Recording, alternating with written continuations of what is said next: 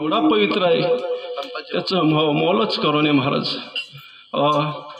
आता प्रसंग कसा आहे बघा भाऊ महाराज, तुम्ही रामायण वाचलं असेल। रामायणामध्ये एक प्रसंग आहे हो, राजा रामचंद्राचा आणि रावणाचं युद्ध चालू आहे, बरोबर आहे। रावणाने असलेलं इंद्रजिताला पाठवलं, इंद्रजित असलेलं घनघोर युद्ध झालं आणि शेवटी असलेलं रामचंद्राने इंद्रजिताचं मुंडकं हात आणि दंड उडवलं ना। इंद्रजिताची हात सुलोचनाच्या अंगणामध्ये पडली,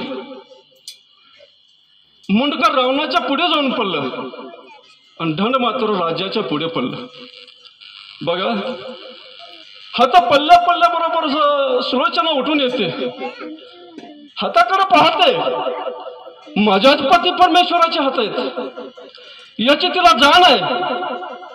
पण समजा शंका निर्माण झाली, आपला धर्म आपली संस्कृती अतिशय पवित्र आहे, परपुरुषाचे जर हात असतील तर आपण त्याला कसा हात लावा, त्याला कसा स्पर्श करावा, ही मोठी शंका सुलोचनेच्या अंतःकरणामध्ये निर्माण झाली। एका बाजूला नेत्रामध्ये आसू वाहू लागले, डोळ्यातनं पाणी टप टप वाहू लागलं। आपलाच पती असेल आणि त्यांचे जर हे हाल झाले असतील तर समजा आपल्या राज्यामध्ये अनेक शूरवीर आहेत आणि त्यांचे दुसऱ्याचेच हात ओढून आले असतील तर हा प्रश्न निर्माण झाला। सुलोचना रडू लागली, घायाळ झाली राजाची असलेली राजकन्या, हात लावता येईना। पण किती बघा, जी पतिव्रता असते तिची फार मोठी असलेली साधना जीवनामध्ये उभी राहते महाराज। इंद्रजिताचे हात म्हणू लागले, महाराज अगं सुलोचना तुला शंका येते ना, एक पेन आण। सुलोचनानं तत्क्षणाला पेन नेला आणि त्या हातामध्ये दिला महाराज। त्यावेळेस इंद्रजितानं असणारं त्या हातात पेन घेऊन लिहिलं, सुलोचना हे हात तुझ्याच असलेल्या पती परमेश्वराचे हो इंद्रजिताचे हात आहेत।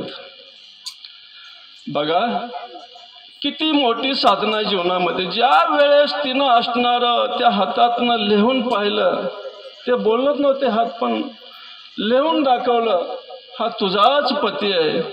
त्यावेळेस सुलोचनानं त्या हाताला धरला आणि दया दया रडू लागली।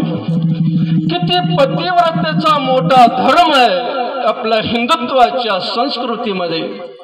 स्वतःच्या पतीचे हात समोर येऊन पडले पण त्याला हात लावला नाही। ज्यावेळेस त्या हाताने लिहिलं मी तुझाच पती आहे, तुझ्याच पतीचे आज हे हात तुझ्या समोर आले, त्यावेळेस मात्र त्या असलेल्या पतिव्रतेनं सुलोचनानं त्या हाताला स्पर्श केला आणि पुन्हा कवटाळला। किती पवित्र संस्कृती आमच्या महाभारताची महाराज। त्या न्यायानं असलेलं